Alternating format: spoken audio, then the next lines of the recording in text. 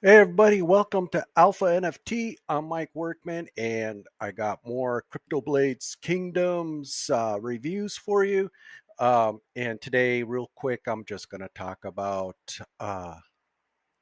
battles and how to win, what's a good win, what's costly, stuff like that.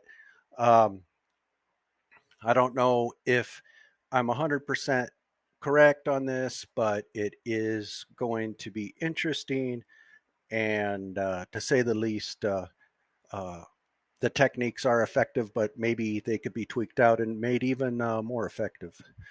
So right now, I'm letting you guys check out my mail, and we get a battle report after every battle. And the barbarians had 100 paladins, and I took losses of around 80 troops. Let's see here: 28, 38, 42, 48, 58, 66. So I lost 66. So why is that? Well, first off, I have a diversity of troops. Also, I have a lot of spearmen, which do double damage on pallies. And they only had a level one wall and a level one smithy. So I think a lot of my success has to do with how powerful the village was that I attacked. Not very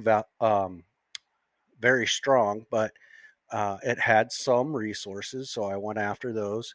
And this is a good, easy pickings type of target that I like to get. Um, if you look through here, a lot of this is checking out barbarians with huge risk reward. These guys have several hundred, but once I knock down their army, they have a lot of resources, right? And what you want to do is build up uh, a couple armies. Um, Let me show you what I'm talking about here. So, right now, uh, my entire army is right here. And what I would like to do is have 400 of at least archers and mages. And then I could split the army in two. And as one attack is coming in, I can send the other half of the army in. And then the rebuild time is cut in half. So I'm facing half the troops, or maybe even less than I did on the first assault. However, I also tweak it out for what I know they built last time. So I would send in a little more spearmen in the first attack, say like 250, and then the attack after that, I would send in just 200. And the reason for that is um, I expect to take more losses. And the same thing with mercenaries. Mercenaries are cannon fodder. Um, they don't haul very much. They don't attack very strong. They don't have a lot of health, but they are easy and cheap units, which are also very fast to build. So I would also probably bring in 500 uh, mercs, um, mainly to lower my losses of my other troops, which also take 3 or 4 times the amount of time to produce.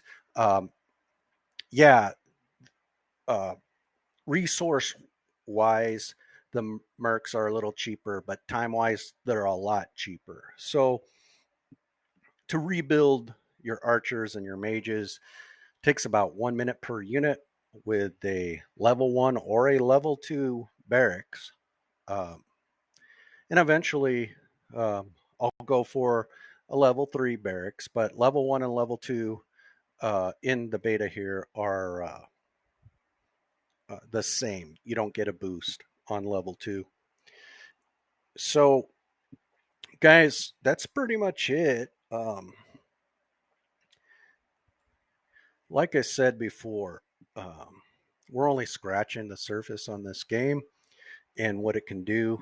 Um, so far, it is, you know, it's a good little teaser beta, um, but already a lot of people have mastered the game and are actually taking over Barbarian Villages. I do believe this was a Barbarian Village, and this player here, nope, my mistake. This player here took over this village, which I am sure of now was once a barbarian village. Um, I can show you guys on a previous map I had. Let's see here.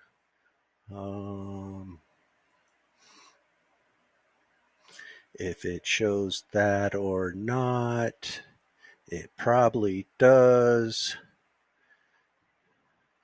So we are looking at, let's see here. This village on top of, no, this village on top of the rocks. So let's bring up our photo real quick. Let's bring up this one. Okay. So, yeah, here I have it also as a player, but on another map, I had it as a barbarian. So obviously it was taken over. Um, I create my own little maps. Um, as you can see here, this is an ally. Uh, and I just drew this circle of my influence, uh, my main base here, uh, guild member here, and these red are pretty much not worth my time. These white guys are definitely worth my time and effort, especially to try to control a centralized area. Um, And it takes a lot of time. I mean, you got to build a church, you got to get a missionary, you got to go assault, you got to knock down all the defenses and bring in the missionary, and then you capture the place, and then you got to hold it for a while. And then, if you so desire, you can burn it to get silver. Um, I don't know if that's possible in the beta yet, but I'm going to find out here pretty quick. And I just wanted to show you guys where I'm at in the game. Uh, it's hard to report every day because it is kind of slow going at first. But once I start knocking down uh, villages and taking them over, uh, everything should progress a little faster. And then the game should open up more. I'll be able to create a trading post, and somebody has already done that. And they are the sole provider at the trading post. But unfortunately for them, nobody else has a trading post, so they cannot buy those items yet. But the game, the beta is probably going to go another 3 weeks. From what I'm seeing, it's very intricate on how the game expands. You have to do these tasks before it expands for you, and it's fun, but it's still very limited. The beta is very limited on what I would expect the actual game to have. And when I say limited, I mean as far as there's no chat, there's no uh, like world chat, there's no guild chat, there's no guild board, there's no, a lot of that extra crap. Right now, they just have the basics, the attack and the rewards, resources. And so, I understand that's where the game is at in development, but I just want you guys to know that uh, this game has a lot more to offer, and betas sometimes can be a bit uh, sparse in the gameplay options, and this happens to fall in that category, in my opinion. But uh, so far, so good. This is what we got, and Um, Please share this video. You can also like and subscribe, or better yet, you can come to my Discord channel, Alpha NFT. Uh, we are creating guilds for this game. Guilds are limited to 50 players, so we want to have several guilds uh, in our Discord so we can collaborate and work together. The first week or so of the game, I think individuals will be pretty much on their own, but they can use the Discord for friendly advice, um, and a different forum than going to the Crypto Blades Kingdoms Discord. Uh, you can pretty much say whatever you want in our Discord within reason, um, and you can be in separate private channels. Uh, so there's a little less uh, monitoring and more freedom, I think, in our Discord channel.